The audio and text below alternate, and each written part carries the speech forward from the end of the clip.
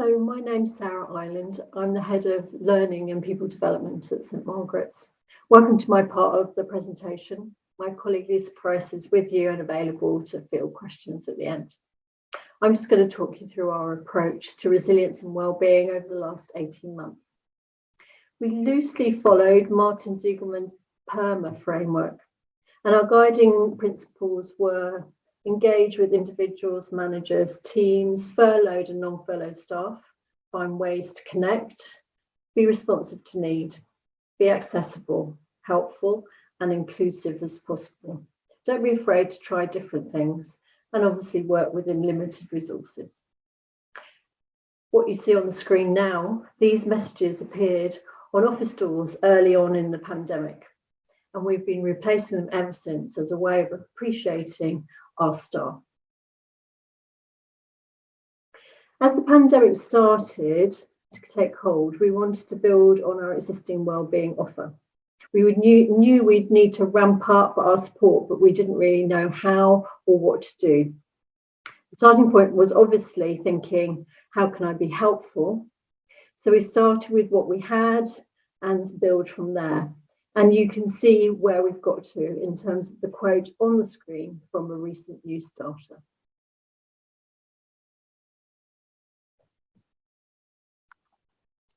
Our engagement started to evolve almost immediately. A weekly Friday email landed saying what was on offer, signposting people to activities, information both internal and external. The cornerstone to the offer were live 30-minute webinars as a way of connecting and learning. We ranged those webinars from wellbeing, resilience, virtual working, working from home, coaching, influencing, all sorts of things. They were at different times on different days and usually recorded. They involved other services like fundraising, spiritual care, family support, and funeral services.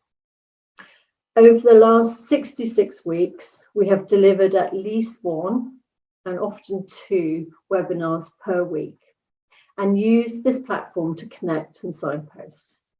Early on, the virtual coffee breaks attracted 40 people each time. These were practical, tangible offers bringing people together. In January 2021, we went to fortnightly emails and our approach shifted somewhat from mainly broadcast delivery to an engaged learner approach. Holding on to our values was always going to be important to us as a way of reconnecting with our vision and mission during this time. I worked closely with the spiritual care coordinator, bringing people together for shared experiences, such as the Easter Service of Hope, our Christmas celebrations. These occasions always left a positive feeling.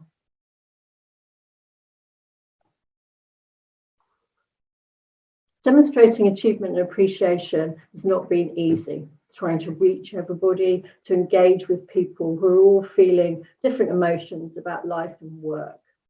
So we tried to use stories from different parts of the hospice to engage. We involved people in the what else, what next conversations. I remember the lead nurse on the inpatient unit saying to me, "Oh, you've remembered us," as we were putting the support for staff leaflet into everybody's locker. Sometimes I was afraid of forgetting some teams or services. A focus on wellbeing came after Christmas as people told us they had less headspace for learning and needed other suggestions. We offered 12 weeks of an evening online yoga course, reaching people that had perhaps not engaged before. And if you want to know more about the mermaid posture on the screen, perhaps you'd like to ask our clinical director. Mindfulness tasters were put in place, and I know some people have gone on to join mindfulness groups. The webinars focused on more positive psychology approaches and resilience. And we also work with external offers by Somerset Mind.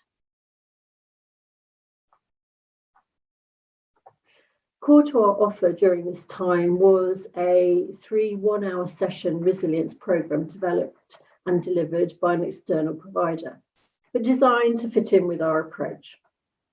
We're just about to deliver this for the third time and will have reached 55 people, including directors. We evolved the sessions depending on how the hospice was feeling at the time. I see the workbook being used all over the hospice. This is a quote by somebody who attended the workshops, and she describes herself as not likely to look at training to solve a problem. But she gave me some insights when I had a chat to her about why the workshops were important to her. She said knowing that others feel the same was really important. She started to use the gratitude diary as a way to remember good things. And she also said perhaps when she was having a bad day, focusing on appreciation might help her snap out of it.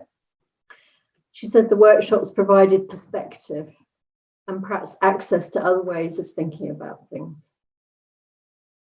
So how did we know people were feeling?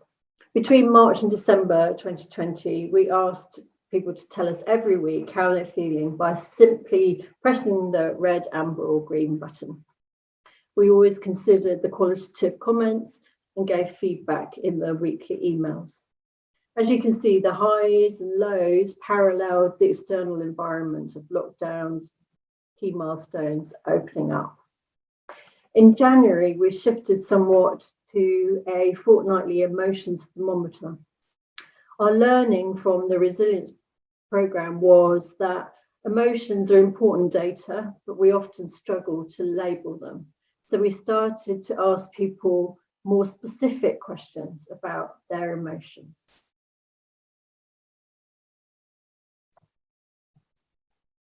There was always going to be an evolving programme, and we took a test, learn and adapt approach to it, listening to feedback, responding to it if we could. Different sessions for different people at different times, sometimes in person if it was safe and the resources were available. We knew one size wouldn't fit all, and we knew that the programme would at different times require different kinds of nuancing. We recognise that virtual engagement isn't for everyone. The feedback from a couple of staff about how the online sessions made them feel anxious stays with me. And as the driver of the programme, there were times when I thought, I have no more ideas about what to do, or I have no more energy for this. And this is when I really needed to reach out to others to share the load. Throughout this period, we tried to align our offer in the wider Somerset system, working with the Somerset Resilience Hub, supporting the development of the website that you see here and the colleagues' help lines, and actively engaging to support initiatives like thinking pit stops.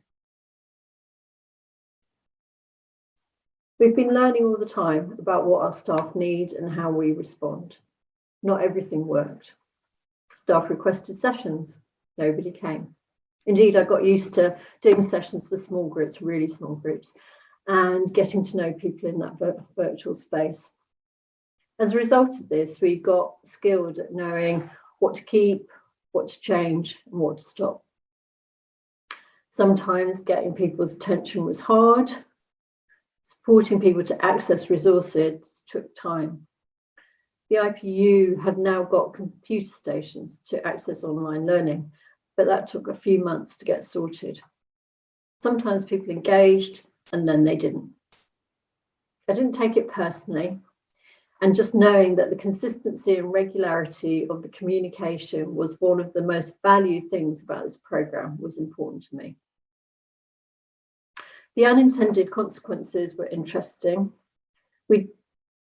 We've been able to access and get into spaces previously not open to us as an education and learning team. We've set up clinical debriefs, IPU supervision sessions, regular interventions at clinical leadership meetings. There is now an acknowledgement and maybe an expectation that resilience is always part of our conversations. I also see an openness to learning, what learning can be, and that growth mindset. And it's so obvious when I see requests for support and discussions with teams. We will need to remain present and consistent going forward, but we have to constantly look over the horizon to see what's coming in order to be ready to do more and do different. And finally, to the title of the session. As an organisation, we have made a shift from mainly trying to do things for people and fix them, to enabling and empowering individuals and teams to engage with what is best for them at the time. Resilience is a word that is no longer met with a wrinkle of the nose, but an understanding of what it means in practice. As an organisation, we can clearly make the link between high performance and resilience. And we continue to provide a safety net. Somebody said to me recently, I may not always open your Friday email, but knowing it's there helps.